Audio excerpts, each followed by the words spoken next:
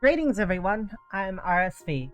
I wanted to talk a bit about the support scratch that we have gotten today in Pso2.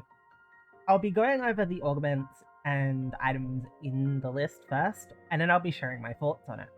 For starters, we have the Addy Speedy series of augments, which is plus 6 PP and plus 2.5% weapon potency.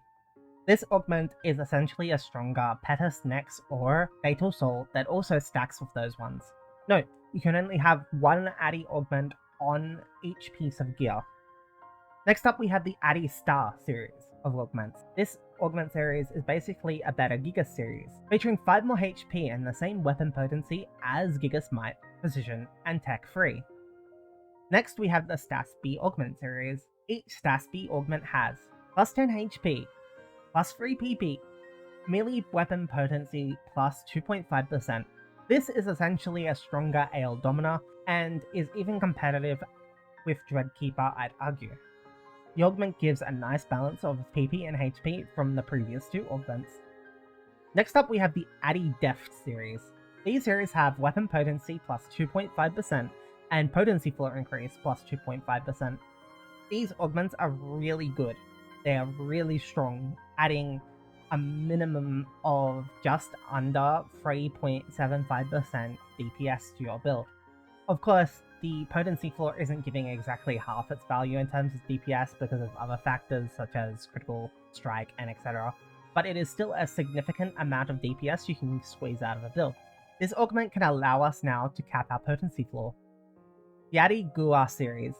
This series is weapon potency plus 2.5% and damage resistance plus 2.5%. Really self-explanatory. And finally we have the Addy Ward series. The augments in this series have weapon potency plus 2.5% and all down resistance plus 20%. Again, like the Gua augment series, this one isn't as good as the first four.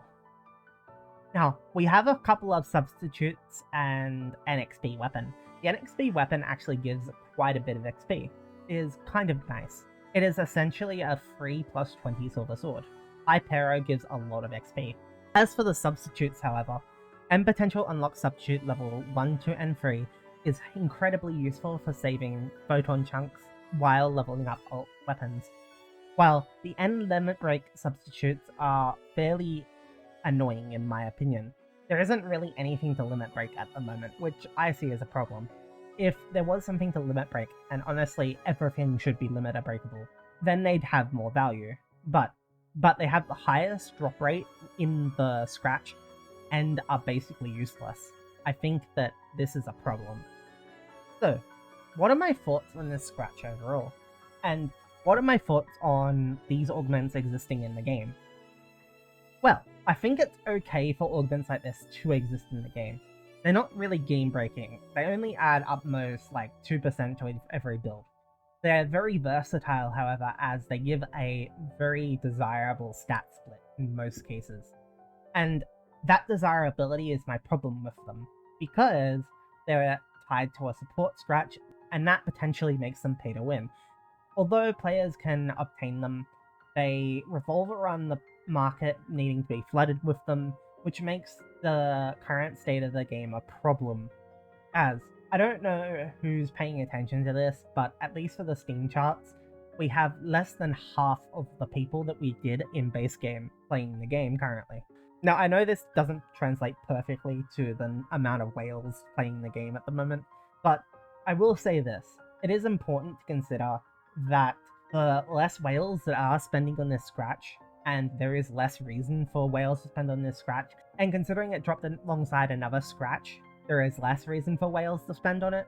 This in my eyes is problematic, as the game's market revolves around supply and demand, supply being wholly based on the number of whales in the game, driving prices up if there are less whales, and driving prices down through competition if there are more whales. This is why I'm concerned about it. I don't really know my entire opinion on it though. I have not hidden the fact that I am a pay-to-play player, and that I do buy stuff in-game. I am a compulsive spender that spends to overcome walls that I don't like, such as when I first played base game, I bought inventory slots because having only 50 slots annoyed me to no end. But, examples aside, I don't know how to feel about this. I'd like to hear other people's opinions on it. I personally do think it is on the side of pay to win at the moment purely because there aren't as many whales scratching on it, and I think that's a problem. And also, dropping the support scratch and the Frozen World scratch at the same time, at least for spenders with a budget, I don't really like that situation much. What does everyone else think? And I especially want to hear from other whales and free-to-play players alike, as your inputs matter here, and I will be posting an actual proper complaining video that I will be posting on NGS Headline about the things that I have issues with in the game, and things that I think need to improve from the perspective of a free-to-play player or a paying player.